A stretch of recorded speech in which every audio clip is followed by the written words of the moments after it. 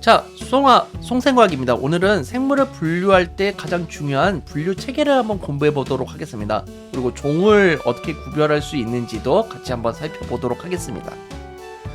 여기 카라칼과 고양이와 사기 있습니다. 다 너무 귀엽고 다 비슷비슷하게 생겼는데 이것들은 다 같은 종일까요? 그렇지 않다라는 겁니다. 고양이, 카라칼은 얼굴이 비슷해 보이지만 생김새, 몸의 크기, 생활 방식 등의 차이가 좀 있습니다. 결정적으로 자연 상태에서 교배가 이루어지지 않기 때문에 서로 다른 종으로 불리게 되는데 왜 그런지 확인해 보도록 하겠습니다. 오늘은 종의 개념과 분류 체계, 종속, 과목, 강문계 이런 거 한번 들어보신 적 있을 거예요. 그것에 대해서 배워보도록 하겠습니다. 그리고 종은 생물학적인 종의 개념만 다루도록 선생님 지도서에 나와 있습니다. 저도 요 내용 밖을 넘어가지 않게끔 가르쳐 드리도록 하겠습니다. 자, 석촌호수 근처에 우리나라에서 제일 큰 타워가 있습니다. 제2롯데월드라는 큰 타워가 있는데요. 이 롯데월드 타워의 조선은 서울특별시 송파구 올림픽로 300 롯데월드 타워라고 되어 있습니다. 그런데 그 옆에 엄청나게 작은 그림이 있는데 이걸 확대해보면 이렇게 엄청나게 큰 놀이공원이 하나 있습니다. 여기가 바로 롯데월드 어드벤처인데요.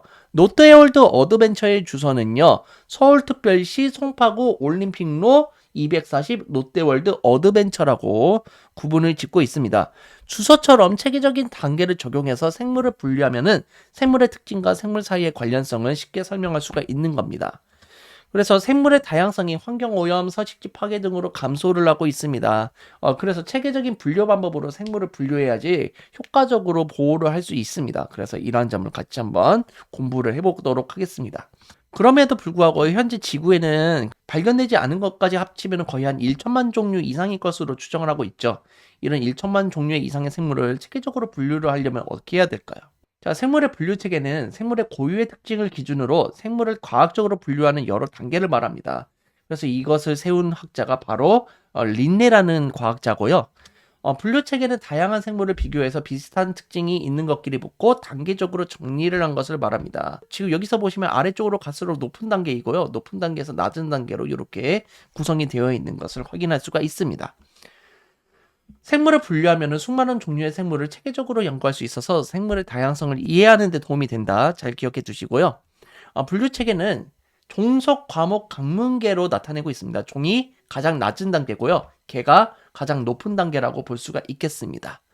그래서 이 종속, 과목, 강문계는요, 어느 백과사전을 쳐다봐도 꼭 들어가 있는 내용들입니다. 그래서 이것들은 잘 공부를 해 두셔야 되겠습니다. 자, 그래서 종에서 개 단계로 갈수록 큰 단계를 나타낸다라는 것을 알 수가 있습니다. 종에서 개로 갈수록 같은 분류의 단계에 속한 생물이 다양해지는 것을 알 수가 있는데요.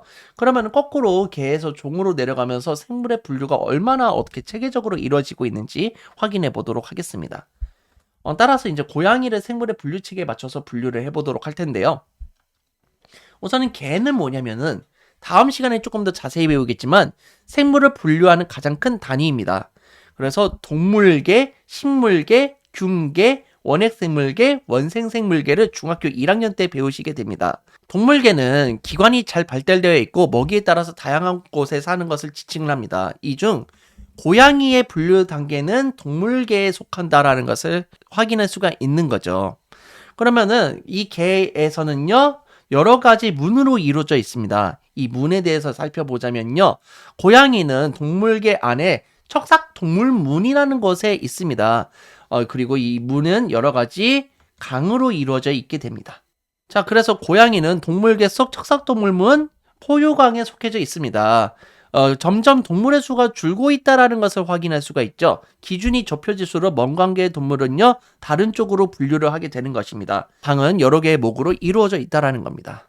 목에서 보면은 또 동물이 또 줄었죠. 식용목에 속해져 있습니다. 이제는 이 식용목에 속하는 동물이 이 네 가지 동물만 남아있다는 것을 알 수가 있습니다. 목은 또 여러 가지 과로 이루어져 있는 것이고요. 과에서 보면은 또 동물이 줄었죠. 고양이과에 속하는 것은 이렇게 사기라든지 호랑이, 고양이가 있다라는 것을 확인할 수가 있습니다. 과는 당연히 여러 가지의 속으로 이루어져 있고요. 속에서는 이제 동물이 딱 두 마리로 좁혀졌죠. 고양이 속에 속한 것은 고양이랑 삭 이렇게 두 가지 정도만 있다라는 것을 알 수가 있습니다. 그래서 마지막 속은 여러 가지의 종으로 이루어져 있는 거고요. 이 종에서는요. 고양이만 딱 남은 것을 알 수가 있습니다. 마지막으로 고양이 정에서 이제 고양이만 딱 분류가 되었네요. 이처럼 개에서 종으로 갈수록 좀 더 세부적으로 나뉘는 것을 확인할 수가 있습니다. 마지막으로 그 종은 생물을 분류하기 위한 기본 단위라는 것을 기억해 주시면 되고, 조금 이따가 자세히 설명해 드리겠지만 짝짓기를 하여 생식 능력의 존재를 하는 자손을 낳을 수 있는 무리를 보고 우리는 종이라고 한다는 점을 알고 계시면 되겠습니다. 자, 그래서 우리는 종속, 과목, 강문계, 계문, 간목, 강속종 이런 식으로 생물의 분류 체계를 배웠습니다. 그런데 이 중에서 가장 작은 단계는 뭐냐면은 바로 종입니다. 종은 생물을 분류하는 데 기본이 되는 단위를 말하고 있고요. 생물을 분류하는 단계 중 가장 작은 단계라고 생각을 하시면 되겠습니다. 그래서 종은 자연 상태에서 짝짓기를 하여 번식 능력이 있는 자손을 낳을 수 있는 무리를 말합니다. 여기 장기랑 까투리가 있는데 서로 짝짓기를 하여 낳을 수 있는 자손이 또 다른 자손을 낳을 수 있기 때문에 이 장기와 까투리는 같은 종이라고 볼 수가 있는 겁니다. 그런데 말과 당나귀가 결혼을 했다, 치타라 표범이 결혼을 했다, 이럴 때는 같은 종일까요? 다른 종일까요? 뭐 서로 짝짓기를 하여 자손이 또 다른 자손을 낳을 수가 없다라고 하는데, 이럴 때는 다른 종이라고 하는 겁니다. 예를 조금 더 들어드릴 텐데요. 여기 풍산개랑 진돗개가 있습니다. 다 너무 귀여운 것 같은데, 북한의 토종개인 풍산개랑 남한의 토종개인 진돗개가 교배를 하면은 또 다른 강아지가 태어나게 됩니다. 두 종류의 강아지로부터 태어난 강아지는 새끼를 낳을 수가 있습니다. 자손의 번식 능력이 있기 때문에 풍산개와 진돗개는 서로 같은 종이라고 알 수가 있겠습니다. 만약에 말하고 당나귀랑 결혼을 하면 뭐가 나오냐면은 노새라는 게 나오게 됩니다.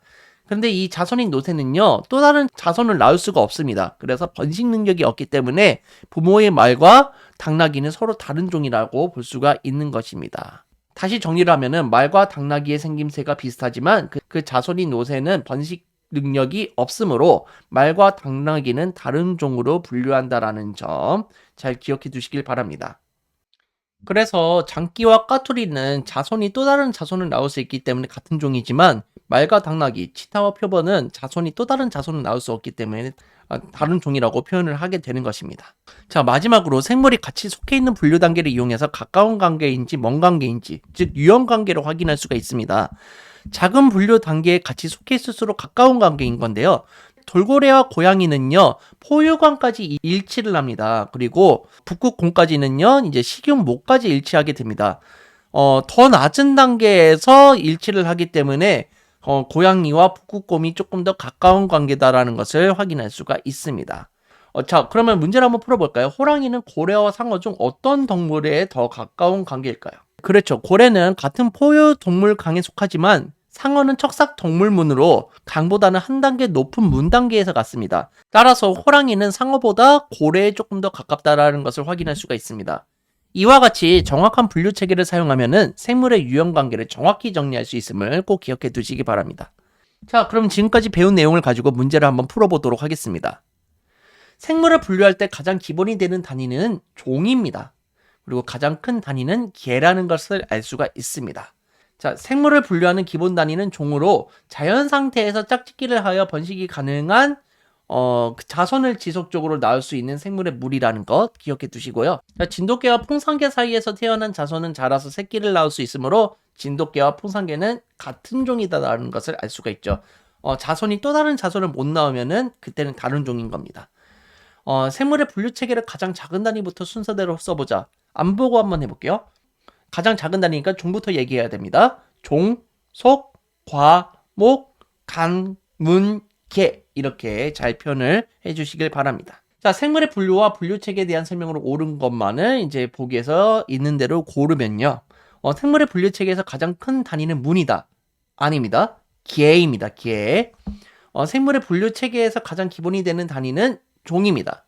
기본이 되는 단위는 종, 맞는 말이고요. 가장 낮은 단계죠. 암말과 수탉나귀 사이에서 태어난 노새는 새끼를 낳지 못한다. 새끼를 낳지 못하니까 같은 종이 아니겠죠. 네, 그래서 맞는 말입니다. 생물의 분류에 관한 설명으로 옳은 것은 답은 몇 번일까요?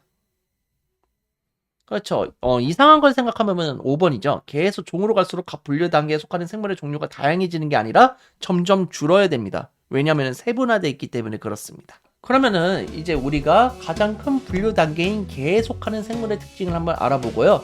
생물을 실제로 개 수준에서 한번 분류를 해보는 시간을 가져보도록 하겠습니다.